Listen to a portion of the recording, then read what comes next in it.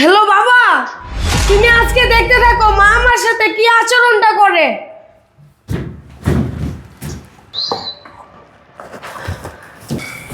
কিরে, তুই আমার রুমে কি করিস? তোরা না করছি আমার রুমে আসার লাগা? আসলে মা ওই যে আমার খেলনা পিস্তলটা পড়ে গেছিল তো ওইটা নিতে আসছিলাম। এই ছোট লোকের বাচ্চা, তোরা না আমি না করছি তুই আমার রুমে আসার জন্য? তুই কেন আসছিস আবার আমার রুমে? যা এখনই বাইরে আমার ঘর থেকে। আচ্ছা মা, আর কোনো সময় তোমার এই ঘরটার ভিতরে আমি আর আসবো না। এই দাঁড়া, শোন, আমার জন্য এক কাপ কফি নিয়ে আয়, আমি এখানে বসছি। আচ্ছা মা। বিরক্ত একটা। যাক, আমার বয়ফ্রেন্ডে একটা ফোন করি।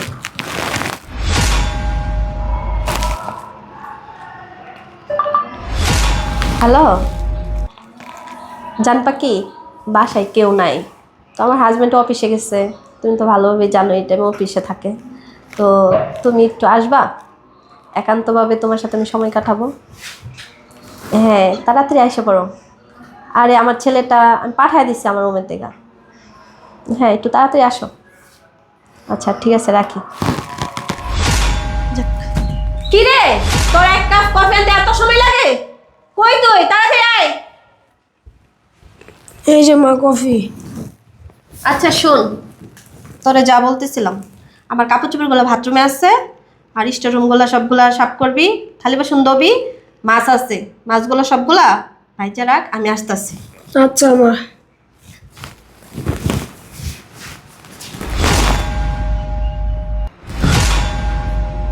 কি ব্যাপার? আমার ছেলেকে দিয়ে কাপড় চোপড় ধোয়ার কথা বলতেছে? এইটা তো আসলে দেখতে হবে বিষয়টা কি। আরে এই সময় কে আসলো? দেখি তো আমার বয়ফ্রেন্ড চলে আসছে কিনা।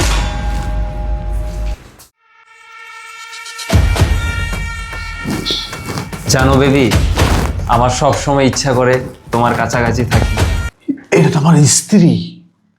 আমার স্ত্রী বাইরের একটা ছেলে এনে রুমের ভিতরে এসব কি করতেছে? High high. কিন্তু শান্তিতে তোমার বাসায় এসে আমি প্রেমটাও করতে পারি না। তোমার ওই বাচ্চা ছেলেটা আছে, ওরে বাবারে, ও যে এত পরিমাণ দুষ্ট। তোমার মনে আছে গত 4 দিন আগে যে তোমার বাসায় দেখা করতে আসলাম, ও কি করছিল? ও আমার জুতোটা লুকায় রাখছে। পরে আমি তো দুশ্চিন্তায় পড়ে গেছি, অনেক কষ্টে আমি আমার জুতোটা ফেরত পেয়েছি। আচ্ছা, তোমার সেই বদমাইশ ছেলেটা কোথায়? আরে চিন্তা করো না, আজকে আমার বাসার সব কাজ ওরে দিয়ে করাইতেছি।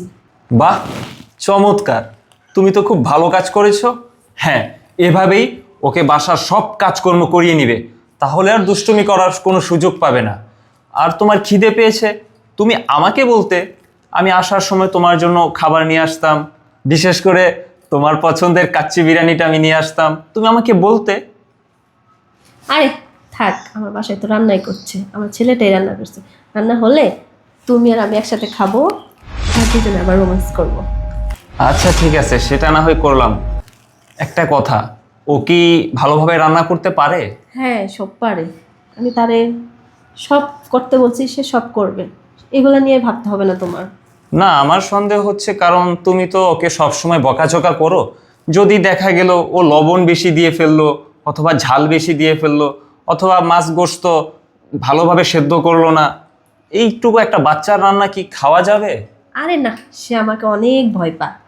এগুলো নিয়ে তুমি টেনশন করতে হবে না, সে ভালোভাবেই রান্না করবে। আচ্ছা ঠিক আছে, ওই কথা না হয় বাদ দিলাম। আর তুমি তোমার স্বামীকে কবে ডিভোর্স দিচ্ছ?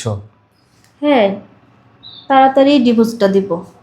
হ্যাঁ, তাড়াতাড়ি করতে করতে তো 6 মাস চলে গেল, এখনো তো ডিভোর্স দিলা না। আরে তুমি কেন বুঝতেছো না যে ওর সম্পত্তি, বিষয় সম্পত্তি যা আছে সব লুট করে না নিলে, কোথায় কি আছে না আছে এগুলো আগে হাতে না নিলে, আমি আগে তারে ডিভোর্স দিব, তাহলে তো আমাদের রাস্তায় নামতে হবে। তুমি এটা বোঝার চেষ্টা করো। আমি আর কতদিন ওয়েট করব? যা করো একটু তাড়াতাড়ি করো না। দেখো, তুমি যদি কোনো ব্যবস্থা না নাও, তাহলে আমি আমার মতো একটা ব্যবস্থা নিয়ে ফেলবো। আরে তুমি শুধু শুধু রাগ করছো। দেখো, আমার স্বামীকে এখন ডিভোর্স দিলে তো আমি এখন পথে যায় বসতে হবে, তুমি আর আমি। একটা কাজ করলে ভালো হয় না? আমার স্বামী সব সয় সম্পত্তি সব কিছু হাতে নিয়ে তারপরে না হয় আমার স্বামীকে ডিভোর্স দিই, এটাই তো ভালো হবে, তাই না? তুমি কিছু বলো। আমি কি বলবো? এই একই কথা তুমি বিগত 6 মাস যাবত আমাকে বলতেছো, এখনো বিষয় সম্পত্তি নিজের নামে করতে পারতেছো না, তুমি তোমার স্বামীকে ডিভোর্স দিতে পারছো না। আর তুমি কি ভেবেছো, মানে তুমি তোমার স্বামীর কাছে গিয়ে বলবে, ওগো তুমি তোমার সকল বিষয় সম্পত্তি টাকা পয়সা বাড়ি গাড়ি আমার নামে লিখে দাও, আর উনি তোমার নামে সব কিছু লিখে দিবে? না, বোকা পেয়েছো ওনাকে। আমি যা বলি তুমি তাই শোনো। তুমি ওকে ঘুমের ওষুধ খাইয়ে একটা স্ট্যাম্পের ভেতরে ওর টিপ ছাপ নিয়ে নিবে, তাহলে কাজটা হয়ে যাবে। এরপর বাকি কাজটা আমি বুঝে নেব।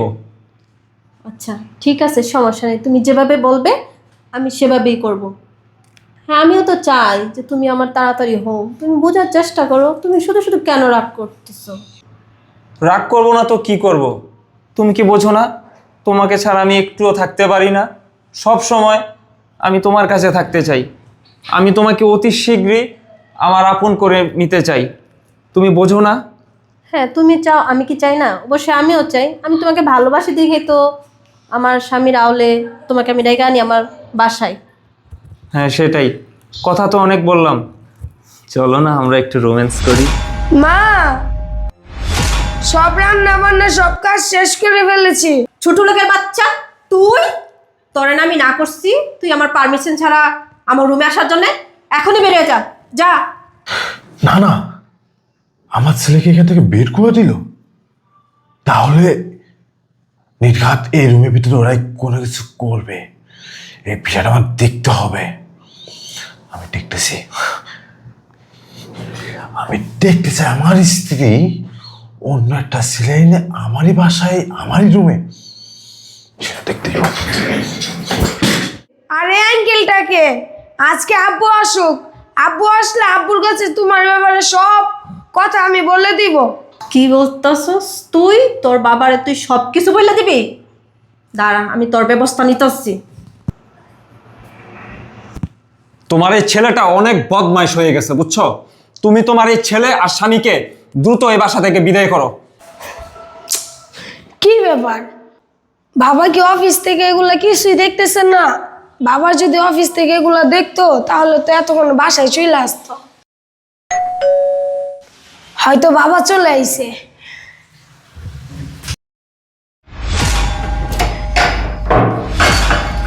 বাবা তুমি আসছো?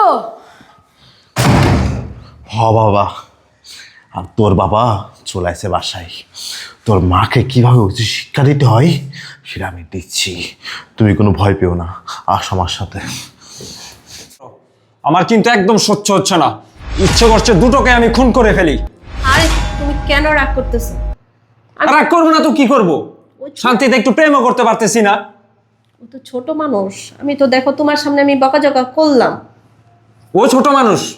তুমি বলছো ও ছোট মানুষ, ও সব কিছু বোঝে। দেখলে না তোমার সামনে কিভাবে বললো, বাবা আসলে নাকি সব কিছু বলে দেবে। আচ্ছা আমি দেখতেছি। একটু ভেবেছিলাম শান্তিতে রোম্যান্স করব, মুডটাই নষ্ট করে দিল। চলো আবার শুরু করি। তোর কত বড় সাহস, তুই বাইরের থেকে একটা ছেলে এনে তুই আমার বাসায় আমার রুমে তুই এখন সময় কাটাস? এক পাও সামনের দিকে যাবে না, এক পাও সামনের দিকে যাবে না। তুই যাস, তোর কপালে দুঃখ আছে। আরে এই ছেলে এটা আমার মামাতো ভাই। কি? এটা তোর মামাতো ভাই? কই, আমি তো কখনো দেখি না তোর মামাতো ভাইকে।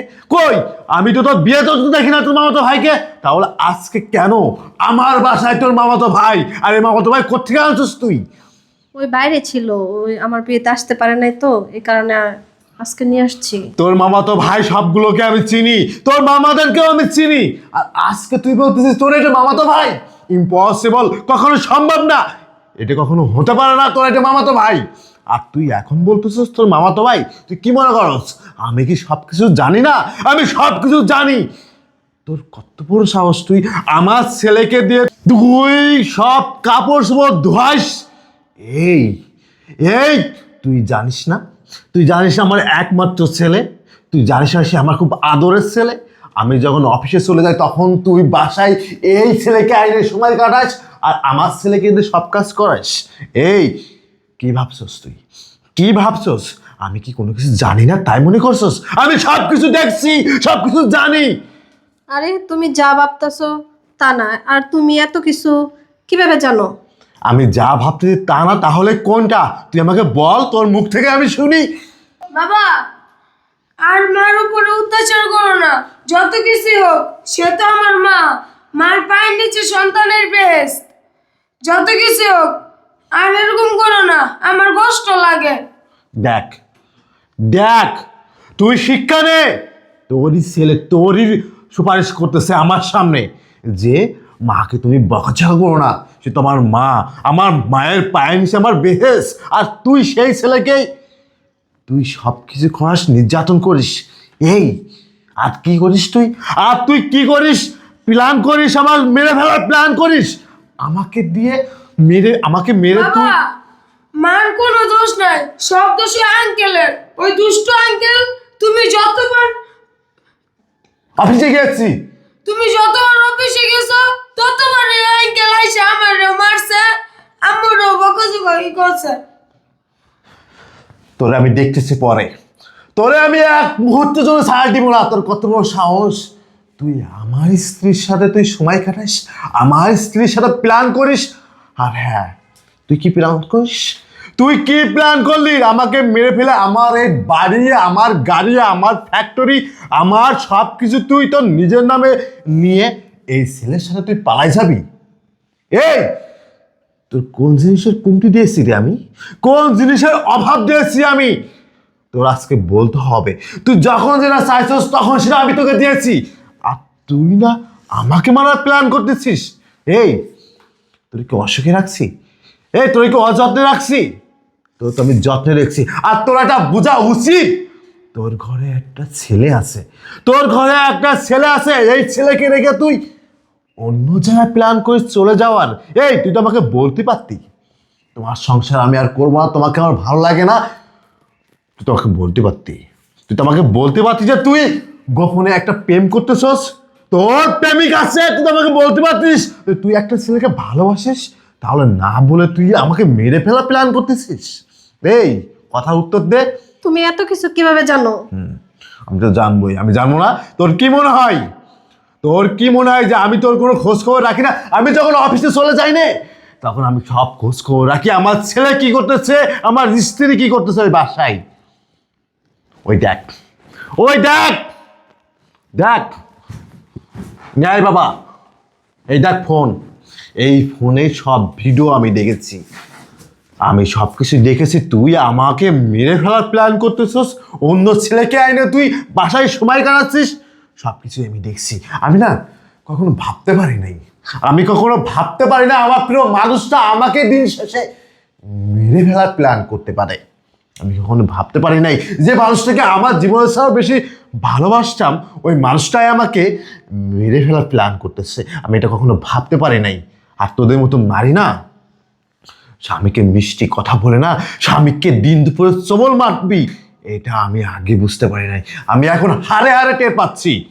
এই তোর বাবা ছিল গরিব একজন রিক্সা চালক, আমি রিক্সা চালকের মেয়েকে বিয়ে করেছিলাম, আর আমি এখানে এনে তোকে আমি রাজরানীর মতন রাখছি।